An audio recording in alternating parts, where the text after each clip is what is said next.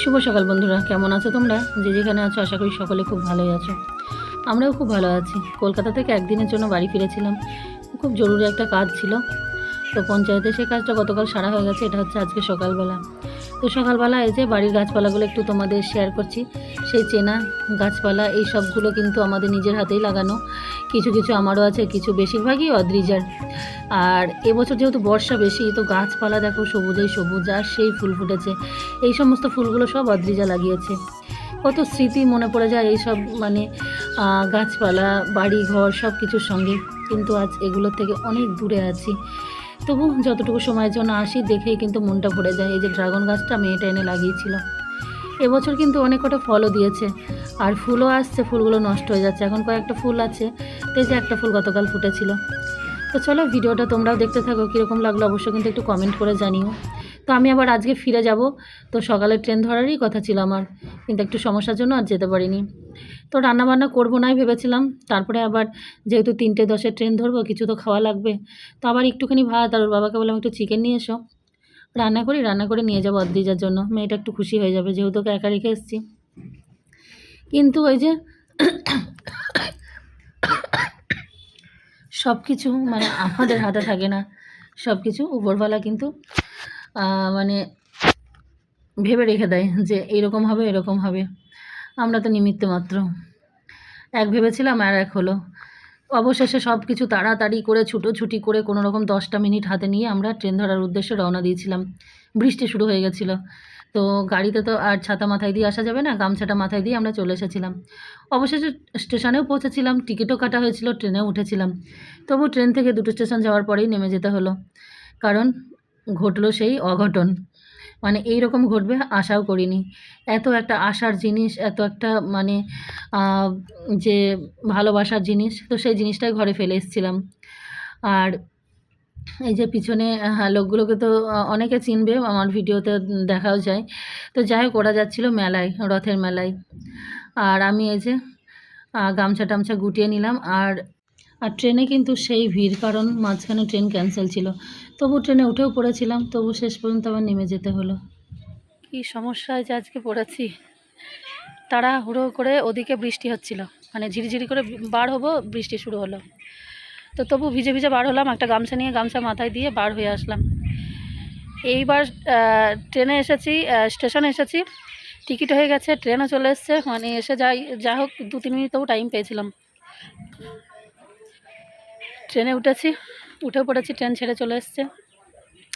Train ছাড়ার পরে bag যখন উপরে বাঙ্কারে তুলছি, তখন মাথায় আসছে যে আর একটা ব্যাগ, মানে সেই ব্যাগটা কই। তখন আমি ওকে ফোন করছি যে ব্যাগটা কই। ও বলছে তুমি নাও নি। আমি বলছি তুমি নাও নি। এই করতে করতে এইবার পরের স্টেশনটা পার হয়ে গেল। তারপরে আমি তারপরের স্টেশনে নেমেই গেলাম। আর সেই ব্যাগে আছে কি বলো তো, সেই ব্যাগে আছে হচ্ছে চিকেন। মানে ওকে বললাম যে সকালের ট্রেনে আমার যাওয়ার কথা ছিল, সকালের ট্রেন, মানে একটা জিনিস হারিয়ে গিয়েছিলো। হারিয়ে ঠিক যায়নি, মানে ওই শোনা আমার ওরকমই হয়, মানে এক জায়গায় রাখি এক জায়গায় খুঁজি, কিন্তু আমি ঠিক জায়গাতেই খুঁজছি। যে মানে অদ্রিজার বাবার একটা গলার চেন, ঠিক জায়গাতেই খুঁজছি। একটা প্যাকেটে রেখেছি, প্যাকেটটা বারবার ঝাড়ছি, ওখানে কিছু কাগজপত্র আছে, পাচ্ছি না। তখন হয়ে যাচ্ছে মাথা খারাপ। এবার সোনার জিনিসটা না পাওয়া পর্যন্ত বাড়ি থেকে বার হতে পারছি না। তো সেই ট্রেনটা ফেল হয়ে গেল। তারপরে একটা ট্রেন বললো একটা ট্রেনে যাবো, কিন্তু তারপরে ফোনে দেখছি একটা ট্রেন ক্যান্সেল। যাক, তখন আমি ওকে ফোন করলাম যে ট্রেন যখন ক্যান্সেল হয়ে গেল, আবার সেই 3:10 ট্রেন, তার মধ্যে খাওয়া দাওয়াও করতে হবে আমাকে। আর একটু চিকেন নিয়ে এসো। কলকাতায় চিকেনের ভালোই দাম, এখানে কিন্তু 200 টাকা, কলকাতায় হচ্ছে 270-80 এরকম। তো এখানে বললাম ঠিক আছে, তুমি একটু চিকেন এনে দাও, আমি রান্না করি, আর একটু ভাত করে আমিও তো খাবো, আর ওর জন্য বেশ চিকেনটা রান্না করে নিয়ে যাব। মেয়েটা আছে একা, খুশিও হবে একটু। আর দুধ নেওয়া হয়েছিল, গরুর দুধ। ওখানে তো গরুর দুধ মানে 80 টাকা কেজি, তাও গরুর দুধ কী জানি না। সামনে বাড়ি থেকে নিই, কয়েকদিন নিলাম বেশ ঠান্ডার। তো দুধ নেওয়া হয়েছিল, নিয়ে যাবো বলে। দুধ ওইগুলো যে প্যাকেটটাই আছে, আমার জলের বোতল, সেই বোতল ব্যাগটাই নেওয়া হয়নি। এইবার অন্য জিনিস হলে আমার হলে তবু যাই হোক কিছুই করতাম, কিন্তু মেয়েটার জন্য আশা করে করলাম। অনেকটাই চিকেন আছে, চিকেনটা নিয়ে যাব, আশা করে দুধ আছে, মানে নিজেরই খুব খারাপ লাগছিলো। এবার ওইখানে ট্রেনের মধ্যে যে ওকে যখন ফোন করছি, তখনই সবাই তো শুনছে কথাগুলো। তারপর বলছে কী হয়েছে, এবার আমি বলছি এরকম, সবাই আমাকে বলছে নেমে যাও নেমে যাও, মেয়ের জন্য, মেয়ের একটা আশার খাবার, তো নেমে যাও, পরের ট্রেনে যে পরের ট্রেনে আসবে। মানে আমি যদিও বা না নামতাম, সবার কথা শুনে আরও নেমে পড়লাম। তো সত্যিই মানে আমার এত খারাপ লাগছে। এখন পরের ট্রেনে এবার ও রেগে গেছে, রেগে গেলেও কিছু করার নেই, ও বাড়ি গিয়ে সেই খাবারটা নিয়ে ওর ট্রেনে আসবে। কিন্তু ওইদিকে আবার সমস্যা হয়ে যাবে, লঞ্চ পাবো না, লঞ্চ 7টা পর্যন্ত, 7টা লঞ্চ পাবো না, বাসে যেতে হবে। এখন বাসে যাব না আর একটু ওয়েট করে পরের ট্রেনটা ধরে মানে যেটাই আমরা যাই শিয়ালদা ধরে মানে মেট্রোতে চলে যাব। এখন ও আসুক, সেটা এখন ওকে ফোন করতেও সাহস পাচ্ছি না। ও এসে কি বলে দেখি। খুব খারাপ লাগছে, খুব আশা করে রান্না করলাম যে নিয়ে গেলে মেয়েটা একটু খুশি হবে, মেয়েটা একা আছে। তো এই হলো পরিস্থিতি এখন। আর এই একটা স্টেশনে, ফলিয়া স্টেশনে নেমেছি, কোথাও বসার জায়গা নেই, কোথাও ব্যাগ রাখার জায়গা নেই। এই যে ব্যাগগুলো এরকম একটা পোলের গোড়ায় রেখে, যে ল্যাম্পপোস্টে এইভাবে দাঁড়িয়ে আছি। এই হলো পরিস্থিতি। দেখো আমি স্টেশনে প্রায় আধ ঘন্টা 40 মিনিট অপেক্ষা করছিলাম। তারপরে এই যে অদ্রিজার বাবা আবার ব্যাগটা দিয়ে যায়, যে খাবারের ব্যাগটা। আর ও বলছিল যে একটু দাঁড়াই, তারপরে তুমি বেরিয়ে যাবে, আমি যাব। তারপর বৃষ্টি শুরু হয়ে গেল। আমি বললাম যে ছাতা নেই, কিছু নেই, ফালতু আর ভিজে লাভ নেই। সঙ্গে সঙ্গে ট্রেনটা চলে আসলো। তোকে বললাম যে তুমি চলেই যাও, আমার ট্রেন তার 10 মিনিটের মধ্যে ঢুকে যাবে। তো ওই জন্য ও ওই যে ট্রেনে উঠে গেছে। আর আমি এখন আরও 10 মিনিট পরে আমার ট্রেনটা ঢুকবে। এর আগে ও যে ট্রেনটায় আসলো সেই ট্রেনে আমি যেতে পারতাম, কিন্তু সেই ট্রেনে গেলে আমাকে আবার বাসে যেতে হতো হাওড়া থেকে। আর বাসে যেতে সত্যি কথা বলতে একটু ভালো লাগে না। আর তারপরের ট্রেনটায় আসলে আমি এই যে চলে এসেছি দমদম নেমে এই যে মেট্রোতে চলে এসেছি, কারণ এটা একদম শ্যামবাজার মেট্রোতে চলে যাব। টাইমটাও আমার ওদিকে যেরকম দেরি হচ্ছে, এদিকে কিন্তু একই টাইম লাগবে, কারণ শ্যামবাজার মেট্রোতে এক একটা স্টেশন 3 মিনিট করে। বেলগাছিয়া শ্যামবাজার মাত্র 6 মিনিটে আমি শ্যামবাজার পৌঁছে যাব। আর ওখান থেকে যাই হোক ঘরে আমি বাসেই চলে যাব। আজকে 10 মিনিট হাঁটা পথে লাগে, 10 মিনিটেরও কমও লাগে, 10 মিনিট লাগে, কিন্তু শরীর আমার একদম সঙ্গ দিচ্ছে না। প্রচুর মাথায় ঘাড়ে যন্ত্রণা করছে, সেই সঙ্গে ব্যাগগুলোও ভারী ভারী আছে। তো বাগবাজারে নামবো, বাগবাজারে নেমে একটু বাসেই চলে যাব, গিয়ে ঘরে পৌঁছাবো। এখন ঘরে পৌঁছাতে পারলে বাঁচি, খুব কষ্ট হয়েছে শরীরে। এই যে দেখো কুমড়ো শাক, পটল পাশের ঘরে দিয়ে আসা হয়েছে, পাশের ঘরে কুমড়ো শাক দিইনি, পটল দিয়েছি। আর গ্রামের রসগোল্লা আমাদের এখানে, আর এই যে লাড্ডু। আর এটা সামনে বাড়িতে অজ্জা দিতে আছে। আমরা সবজি নিয়ে আসলেই সবাইকে একটু দিতে ভালো লাগে বেশ। আর এই কটা থাকলো।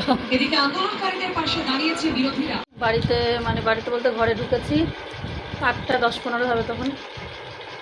আর শিয়ালদা ট্রেনে এসেছিলাম, মেট্রোতে এসেছি। শ্যামবাজার থেকে এটা যদিও মানে বেশি দূর নয়, এই 10 মিনিট মতো লাগে হেঁটে আসতে ঘরে। এর আগে একদিন এসেছিলাম না তোকে নিয়ে বাসে, সেদিনও শরীরটা খারাপ ছিল, তো বাসে এসেছিলাম। আজকেও ওখান থেকে নেমে অনেকগুলো ব্যাগ, এই যে এখনও সব গোছ করা হয়নি। সবজিপাতিগুলো খালি করা হলো, বেশি কিছু তো সবজিপাতি আনি না, একটু কুমড়ো শাক, কয়েকটা পটল, আর একটু মানে লেবু নাকি দিয়েছিল। তো যা সবজিপাতি এসেছিলো সব আবার এই ছেলেদের ঘরে, আমাদের পাশের ঘরে। ও তো রাত্রিতে ছিল। এমনিতেই মানে যখনই নিয়ে আসি এই পুরো বিল্ডিং একবার 2জন 4জন করে করে আমরা দিই। মানে এটা বেশ ভালো লাগে যে গ্রামে নিজের জমি শাক সবজি একটু মানুষকে দেওয়া খুব ভালো লাগে। মানে এমন এখনও দিন হয়নি যে একটা সবজিপাতি একবারও মানে কাউকে অন্তত না দিয়ে খেয়েছি আমরা। তো সামনে বাড়িতেও দিলাম, আর যা ছিল আমি কেটে কেটে রাখলাম। আর শরীর এত মাথায় আর ঘাড়ে যন্ত্রণা করতে পারছি না। গরম ভাত করলাম, অদ্রিজার ভাত খেলো না, অদ্রিজা মাংস দিয়ে খেলো পরোটা। তো সকালবেলা আমি তো ভাত ওখানে করার কোনো প্ল্যান ছিল না। পরে মানে 11:30 ট্রেন ধরবো, তো ওর বাবাকে বলেছিলাম যে একটু পেটাই পরোটা এনে দিতে। পেটাই পরোটা তো কলকাতায় পাই না, তো একটু খাবো, খেতে মন চাইছে। তো ওকে আমি বলেছিলাম 1-150 আনতে, মনে হয় অনেকটা এনেছিল। তো আমি কিছুটা খেয়েছিলাম, আর খেতে পারিনি। তো সেই পেটাই পরোটা নিয়ে চলে এসেছিলাম। তরকারি তো নষ্ট হয়ে গেছে, তো নিঃসন্দেহে আমি খুলেও দেখিনি।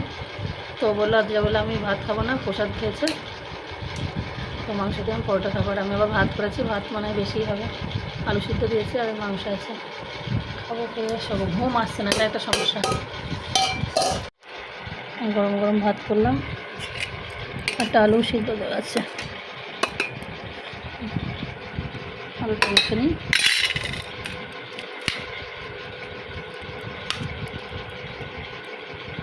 সব টমেটো কী করবো, থাকে এইটুকু। আলু আমি খুব বেশি খেতে পারি না।